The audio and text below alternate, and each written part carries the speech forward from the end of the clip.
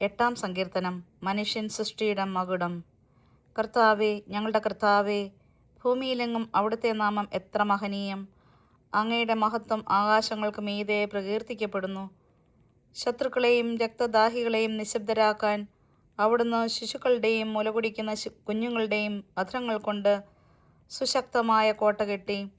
അങ്ങയുടെ വിരലുകൾ വാർത്തെടുത്ത വാനിടത്തെയും അവിടുന്ന് സ്ഥാപിച്ച ചന്ദ്രതാരങ്ങളെയും ഞാൻ കാണുന്നു.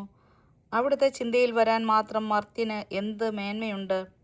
അവിടുത്തെ പരിഗണന ലഭിക്കാൻ മനുഷ്യപുത്രന് എന്ത് അർഹതയാണുള്ളത്!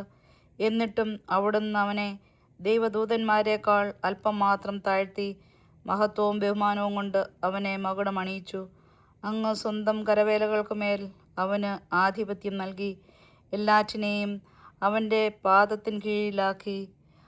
ആടുകളുടെയും കാളകളെയും വന്യമൃഗങ്ങളെയും ആകാശത്തിലെ പറവകളെയും സമുദ്രത്തിലെ മത്സ്യങ്ങളെയും കടലിൽ സഞ്ചരിക്കുന്ന സകലതിനെയും തന്നെ. കർത്താവേ, ഞങ്ങളുടെ കർത്താവേ, ഭൂമിയിലെങ്ങും അങ്ങയുടെ നാമം എത്ര മഹനീയം!